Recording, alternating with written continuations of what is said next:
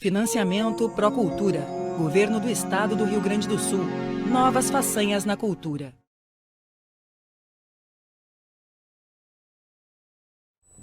Então, esse é o meu primeiro projeto como instalação sonora, né? Ele chama Transobrepor.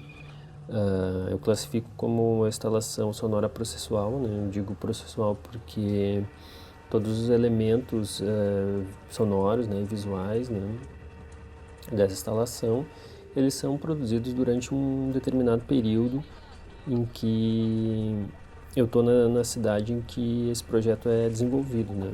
Dependendo das condições, né, do projeto, eu permaneço em torno de 15 a 30 dias na cidade, né, desenvolvendo essa instalação, né. Ela tem como conceito a paisagem sonora, né, em que eu percorro a planta arquitetônica da cidade, gravando uma série de paisagens sonoras e eventos sonoros que acontecem nesses locais, né. E cada elemento sonoro que é gravado, eu registro uma foto, né. Então essa foto vai para a parede e na instalação ela passa um pouco essa ideia de ser um índice visual para esse elemento sonoro, né. Então esse áudio ele é editado e eu componho uma peça sonora com esses fragmentos, né. Esses fragmentos vão para o espaço expositivo, em que eu trabalho questões como espacialidade e plasticidade sonora, né. Então a espacialidade é essa percepção que a gente tem do som surgindo em diferentes pontos do espaço, né? Meio que nos circula ou nos cruza, enfim, por aí vai. Né? Isso é um método que a gente consegue através da edição, né? Trabalhando com os PANs ali, com o sistema LR. Então, quando a gente trabalha com multicanais, a gente pode se referir ali a questões como 5.1 ou 7.1 canais, né? E por aí vai. E a plasticidade é essa característica de intervenção no elemento sonoro original, né? Então a gente pode trabalhar com o emprego de efeitos, né? Reverb, delay, repetições ou até o reverso do áudio, né? Então passar a reproduzir o áudio de trás para frente. Uma coisa que eu trabalho muito que é o pitch, né? Que é a alteração da velocidade do áudio, né? Então a gente estica ou a gente encolhe esse som em relação ao que a poética nos pede, né? Então existe essa relação, não é simplesmente a utilização de efeitos, de plugins, né, sem ter uma relação com essa poética, né? Então eu trabalho muito essa questão que envolve os processos de edição e tratamento do material de áudio em cruzamento com a poética, né? Essa poética sonora enfim, filosófica que existe dentro do conceito. Então não é simplesmente utilizar determinadas ferramentas por si só, né? Então quando eu altero, quando eu aplico algum efeito, alguma manipulação no áudio original, essa alteração ela está extremamente relacionada com as questões poéticas, né? Que envolvem essa instalação, né? Que envolvem o projeto em si. Então vou reproduzir aqui um trecho do material audiovisual que ilustra um pouco esses processos, né? E como esses materiais e equipamentos estão disponibilizados no espaço, né? Esse trecho é da nona edição do Transobrepor, né? Que foi realizado na Galeria Maristela Tristão, na Fundação Clóvis Salgado, em Belo Horizonte, Minas Gerais.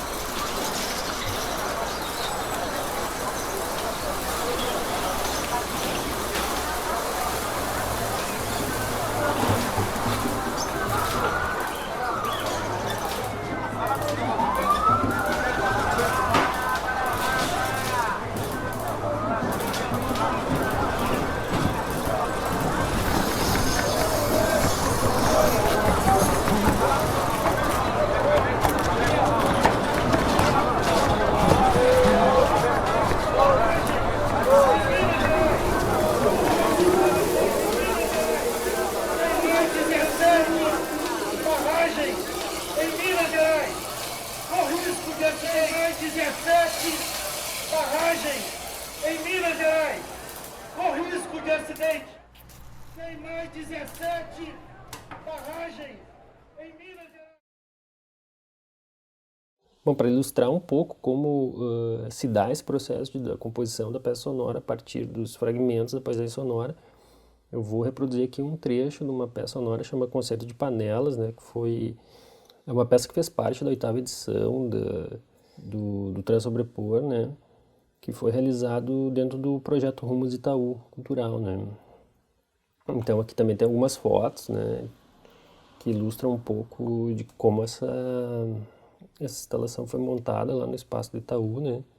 Então essa peça, o Concerto de Panelas, ela trata um pouco da questão do ofício de uma família que conserta panelas nas feiras livres de São Paulo, né? Então, a peça está composta da seguinte maneira, como se cada elemento ali, cada equipamento, cada ferramenta fosse um instrumento musical, né? Então, é meio que uma orquestração rítmica que se dá, né, nesse universo. Então, num primeiro momento, eu vou apresentando esses instrumentos ali, o esmeril, né? Um som ali de afiar a faca e tal. Algumas marteladas, e em um certo momento todos esses instrumentos eles entram numa rítmica, né? Então se dá ali um encontro desses instrumentos desenvolvendo um ritmo, né? Um ritmo sonoro, enfim, né? Muito próximo ao que a gente, se aproximando muito do que a gente conhece por música concreta, né?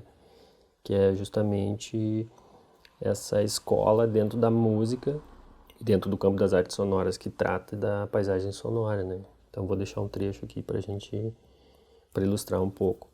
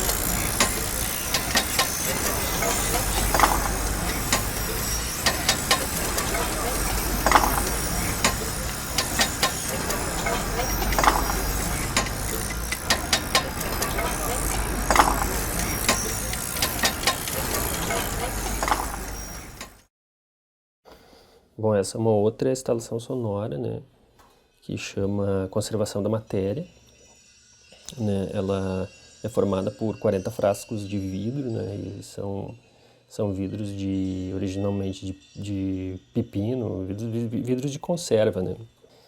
E no interior de cada frasco tem um alto-falante, né. Essa instalação ela é formada para 10 canais de áudio, né.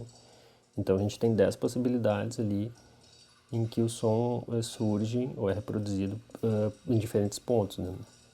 A peça sonora dessa instalação, ela traz uma série de fragmentos da minha paisagem sonora. Então a peça ela abre com o som da urna eletrônica, né, que foi um momento ali em que eu registrei um dos meus votos, né? E depois ela segue ali com sons noturnos, né, alguma coisa urbana, som de carro, buzina, metrô, trens, enfim, esses universos, né? Mas o conceito dessa instalação se deu a partir de uma época aí o Google meio que queria patentear o som ambiente, assim, né? Então todos os sons que ocorrem no nosso entorno ou que a gente produz, enfim, né, que tem essa relação com a paisagem sonora, seria da patente do Google, né? Então, de alguma maneira, o Google seria o dono dessas paisagens sonoras, né? O que é uma tremenda palhaçada, né, por parte deles, enfim. Porém, o que está relacionado aí é a questão comercial, né?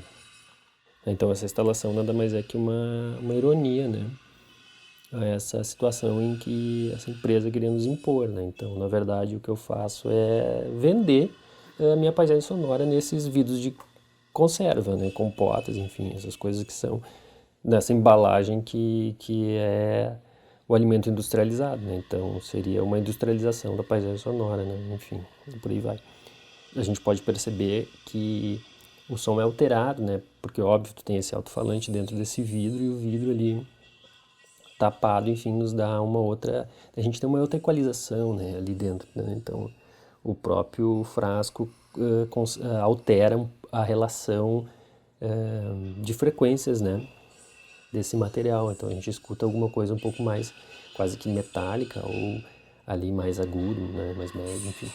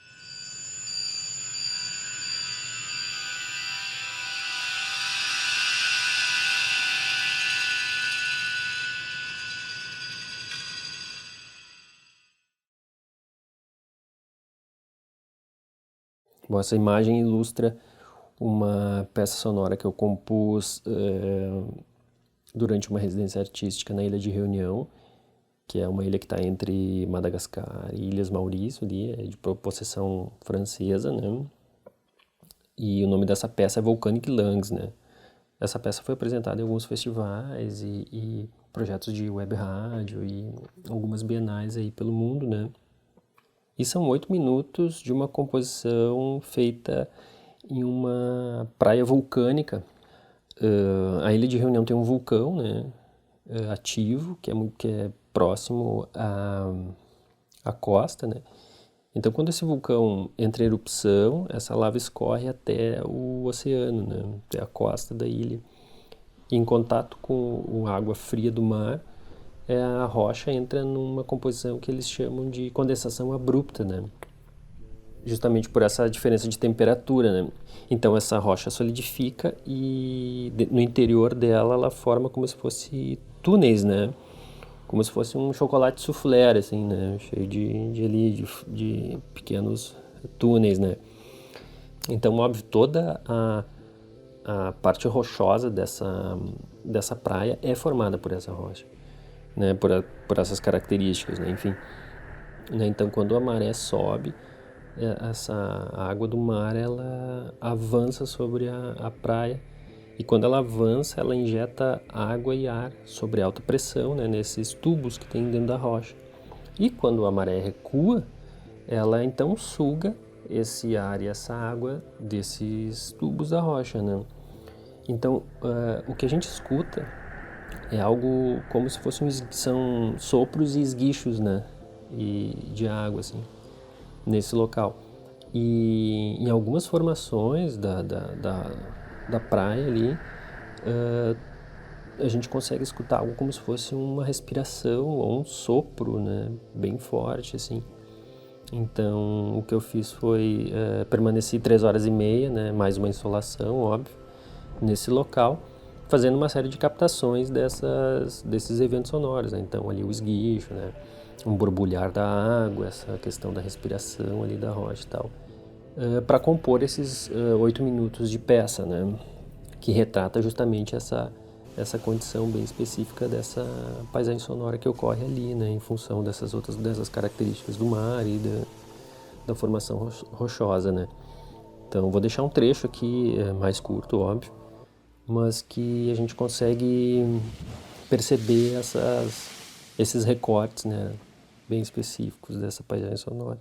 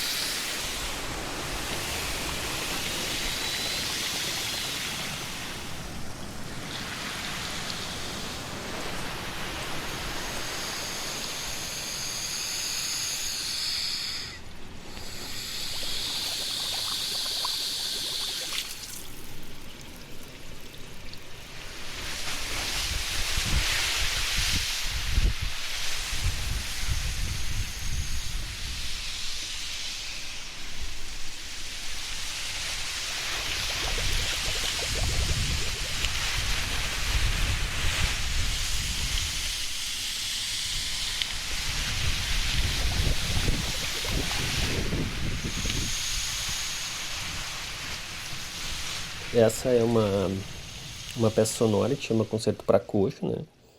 Ela foi desenvolvida durante a residência artística Rural Escapes, na cidade de São José de Barreiro, em São Paulo, né? E essa peça, ela é composta pelo frotamento do telhado de zinco ali, né? Desse coxo, né? Então a gente tem alguns microfones ali embaixo, tem 2 microfones direcionais ali, né? Logo abaixo da estrutura, e tem um microfone de contato, né? Que a característica do microfone de contato é captar a vibração, né, de superfícies, né? Então ele amplifica essa vibração, né? Todo o processo vibratório que acontece na superfície de um determinado material, esse microfone tem a característica de amplificar, né? Então a gente consegue uma textura e um universo sonoro bem particular com esse tipo de equipamento, né? Coisa que com microfone direcional ou com outros microfones condensadores, enfim, a gente não consegue, né? Uma coisa bem específica, assim. E eu trabalho diferentes pontos ali daquele telhado, né? E o que eu uso para frotar é um arco de violino, né? O arco de violino ele tem essa propriedade para instrumentos de corda que trabalham com esse processo de frotamento, né? Então ali tem o violoncelo, o violino, a viola, enfim. Então eu utilizo esse arco de violino para frotar alguns pontos desse telhado, né? E depois esse material bruto vai para o software, ele é editado, e então eu componho a peça com diferentes camadas dessas frequências, né? Então a partir dessas frequências, dessas camadas, a gente vai compondo ali uma escultura quase, né? Quase uma escultura sonora, né? Com as características desse material e dos processos ali que estão envolvidos, né? Então existe um conjunto de coisas, né? Quando a gente pensa assim, né? Não é só o material, né? Então a gente está ali trabalhando com 2 tipos de microfone para captar características sonoras diferentes de um mesmo material, né? E utilizando ali uma outra ferramenta que é esse arco de violino para gerar essa vibração sobre essa superfície, né? Então além da gente captar o som gerado pela vibração da superfície, a gente também tem essa ressonância que ocorre ali embaixo desse telhado, né, que é captado por esses outros 2 microfones direcionais, né. Então é um conjunto de elementos que resultam nessa peça, né. Então vou reproduzir aqui para vocês um trecho.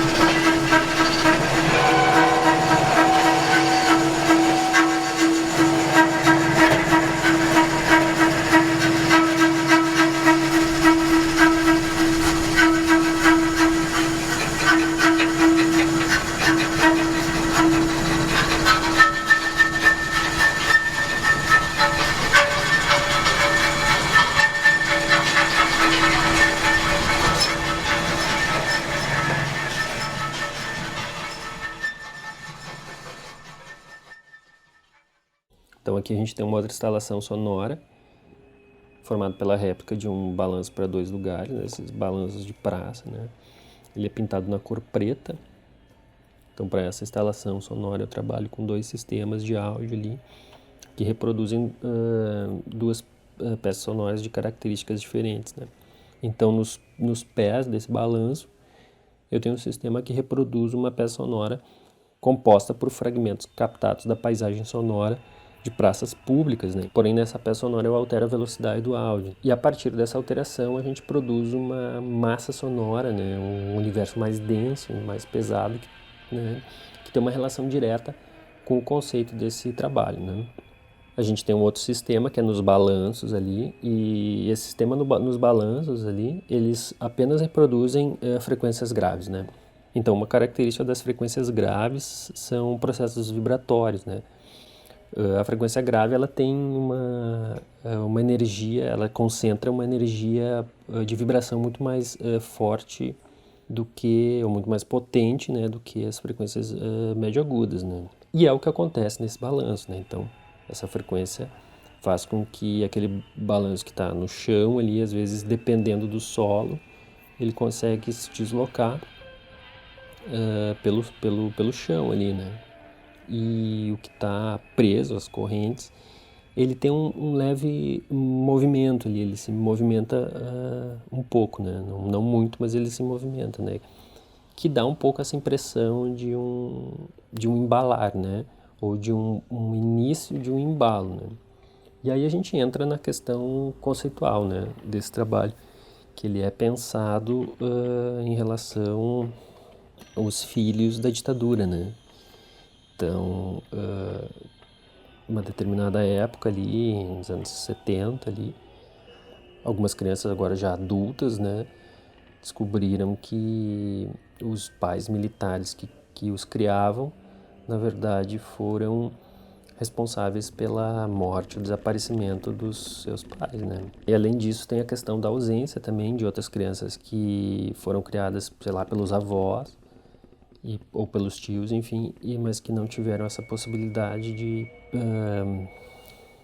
viver a sua infância com seus pais, né? Então, óbvio, o balanço ele tem muito essa memória, né? Ou essa lembrança de algo relacionado com a infância, né? Então, os pais que levam as crianças por parque ali e tal, e tem toda essa relação de brincar com as crianças, de embalar elas, enfim, né? Então, um trabalho que tem por pensamento e por conceito essas características, né?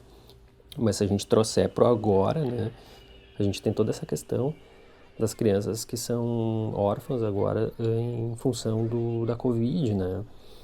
Ou das crianças que são órfãos e continuam sendo órfãos, né, de guerras civis, né, como o que acontece na Palestina, enfim, com essa questão de Israel, né? Então, mais uma vez, a gente tem a associação do governo, né, ou a falta de responsabilidade desses gestores públicos com uma grande parcela da população, né? Então, mais uma vez, a gente é vítima de uma série de experimentos sociais, né, de genocídios, né, e questões socioeconômicas, geopolíticas, né, e por aí vai. Bom, esse é um outro trabalho que eu chamo de instalação sonora silenciosa, né, que foi desenvolvida durante a 10ª Bienal do Mercosul, em 2015, né. Foi um projeto pensado para áreas externas, né, mas uma dessas peças estava presente ali na mostra no Museu dos Direitos Humanos, né. Então ela é composta por uma cadeira escolar, né, mergulhada nessa base de concreto, né, e ela tem uma carcaça de alto-falante ali, sem membrana, né, que não reproduz nada, né? Ela, por isso, silenciosa, né? Embora algumas pessoas me disseram que já ouviram coisas e tal, e aí a gente entra numa outra questão, né, que não me diz respeito, mas enfim. Então, algumas dessas peças foram colocadas no meio externo, né? A gente colocou uma na escola Ernesto Dornelles, ali em frente à escadaria, então meio que esse objeto ficava observando os alunos ali, né, na chegada e na saída da escola. Uma das peças foi para o Jardim das Esculturas, outra ali na Rótula das Cuias, enfim. Bom, e o conceito desse trabalho é uma crítica, né, ao sistema educacional, né, seja ele público, seja ele privado, seja ele coletivo, seja ele individual, né. Por isso, eu optei por inserir uma peça no Jardim das Esculturas, né, porque esse espaço ali ali no Parque Marinha do Brasil é um espaço onde a gente tem uma série de esculturas que foram produzidas durante algumas das outras edições da Bienal do Mercosul, né? E a conservação desses outros trabalhos é péssima, né? Tanto é que tem algumas esculturas que já nem existem mais, só tem ali um pedestal, às vezes de concreto, ou só algumas barras de metal onde essa escultura se encontrava, né? Tem o famoso cubo vermelho ali que já não está mais vermelho, né? Enfim, algumas dessas esculturas o mato cresceu, né? sumiram partes, enfim. Então essa peça está nesse local como forma de crítica também, né? Como o poder público e como a sociedade cuida desse acervo cultural público, né? A céu aberto ali. Nesse trabalho também ele retrata um pouco a minha vida ao longo do sistema educacional, né? Então um pouco dessa sensação de peso, de estática, né? De um ambiente hermético e da falta de voz, enfim, que eu senti ali durante esse meu processo como aluno, né? Enfim. Bom, esse trabalho ele foi apresentado também na Semana de Educação do Sesc Santos, né? Então, a gente tinha algumas peças lá no Sesc Santos e algumas peças em escolas ali da cidade e esse trabalho participou da abertura do Museu de Arte Contemporânea de Niterói, né? O MAC de Niterói.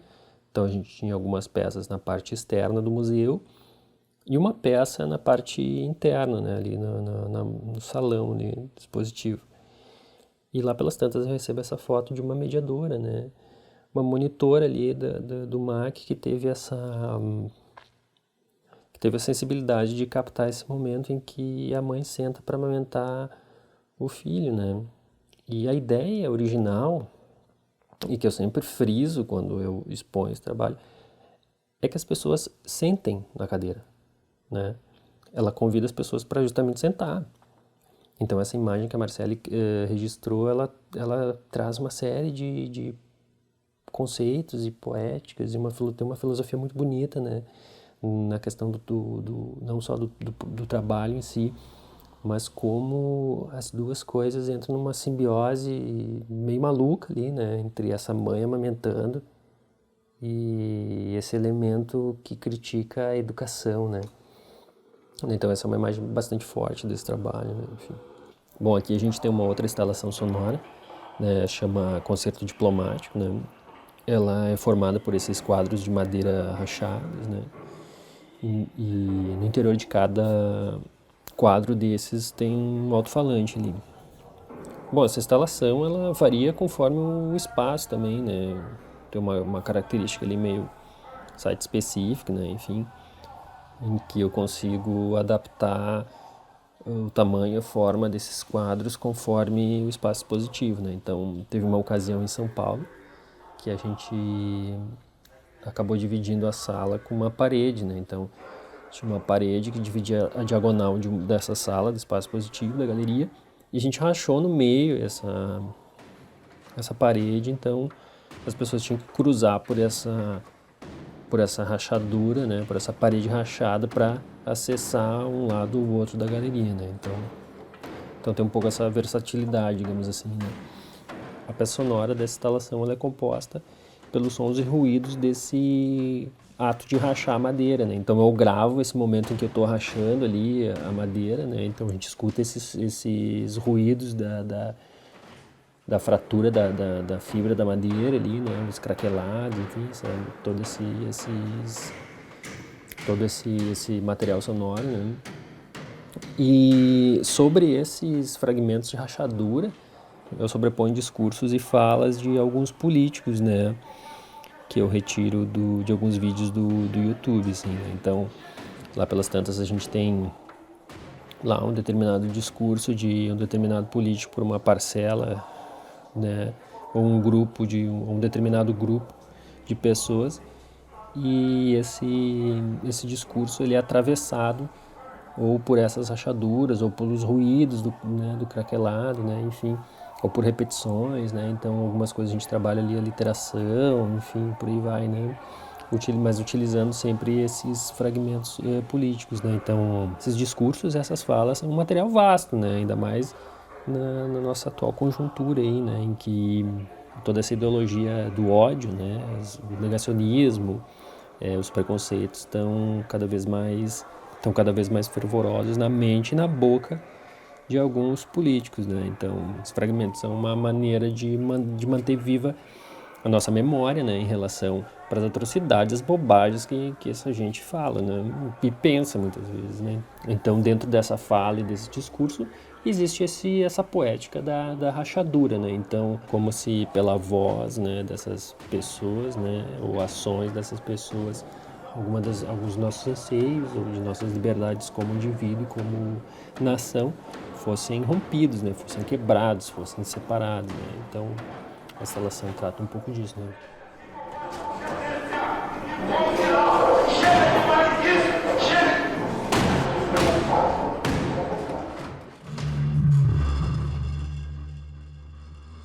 Então essa é uma outra instalação sonora, chama Ruidógrafo, né? Ela foi produzida durante a residência artística Sala Teixeira, no Espaço de Arte Contemporânea, em Montevideo, no Uruguai, né? E ela é uma instalação que explora os meios vibratórios do som, né? Então o que acontece ali, eu tenho esse fio de nylon esticado ali na horizontal, em que uma das extremidades dele está fixo no centro da membrana do alto-falante, né? E nesse nylon eu tenho algumas canetas ou pincéis que ficam suspensos ali, né? Então, quando eu reproduzo uma peça sonora, uma frequência nesse alto-falante, essa membrana se movimenta, né? Então, ao se movimentar, toda essa vibração da movimentação passa por esse cabo de nylon, esse fio de nylon, né, que está na horizontal, e movimenta as canetas ou os pincéis, né, que estão suspensos ali, também por fio de nylon, né? E conforme essa vibração, eles se deslocam na horizontal, né? Através do papel ali. E essa movimentação gera uma série de traços ali, abstrações e tal. Bom, nesses últimos anos eu tenho usado muito aquarela nesse processo, né? Então a gente acaba tendo outras figuras, né?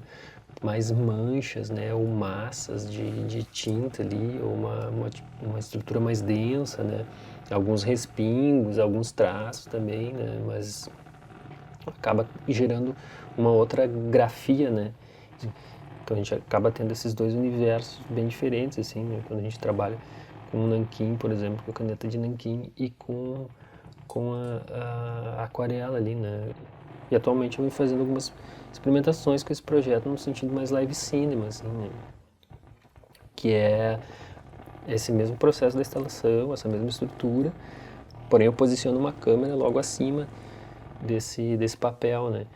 E o sinal dessa câmera vai para um projetor, então a gente projeta isso na parede, né? Então todo esse processo de impressão gráfica, digamos assim, é feito em tempo real, né? Inclusive a parte sonora também, ela é produzida durante a ação, então geralmente é um processo que dura ali de 40 minutos a uma hora e alguma coisa, né? Em que eu vou enviando frequências, né? Em que eu vou compondo e ao mesmo tempo sobreponho uma série de camadas de frequências, né? E recorto a paisagem sonora e envio isso também para o sistema, né?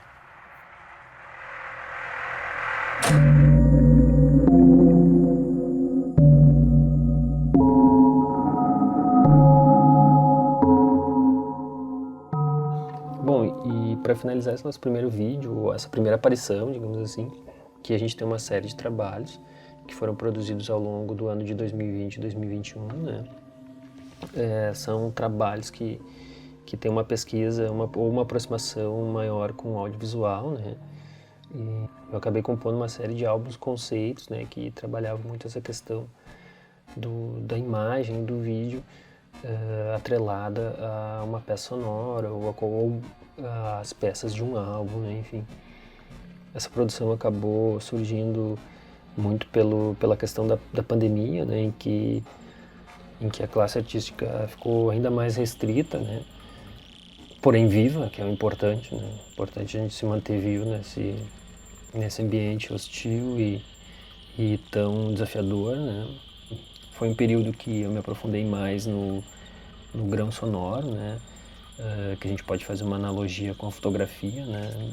É um território que me interessa muito, né, esse da síntese granular ou da manipulação desse grão sonoro, né, enfim. Foi um período em que eu trabalhei muito com fita magnética, né, que aí a gente entra no campo do tape looping, né, então utilizando gravadores de rolo, fita cassete, né, e esses processos analógicos em diálogo com a interface digital, né. Pude trabalhar mais a escuta da paisagem sonora, né. Foi um momento que descobri novos passos ou novos pontos ali de captação nas bergamoteiras e laranjeiras que tem né, em casa, né, e toda essa movimentação dos pássaros, né, durante a manhã e o final da tarde, né.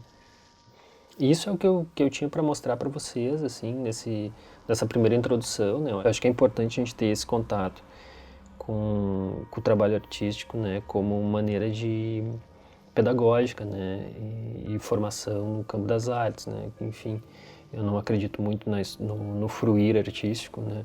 Eu acho que ele funciona para alguns casos e para outros casos ele não funciona, ele atrapalha, pode interpretar de maneira errônea um trabalho que tem um outro conceito, né, que segue por um outro caminho, né, e esse tipo de situação se dá por uma série de questões, né, às vezes educacionais, né, que a gente realmente não tem uma educação em formação de artes, né, a gente não tem um incentivo, né, na pesquisa artística e, sobretudo, a gente não tem dignidade, né, não existe uma dignidade, né, com o ofício do artista e muito menos com o ofício do educador de arte, né? Então a gente tem uma série de lacunas que não são preenchidas, né?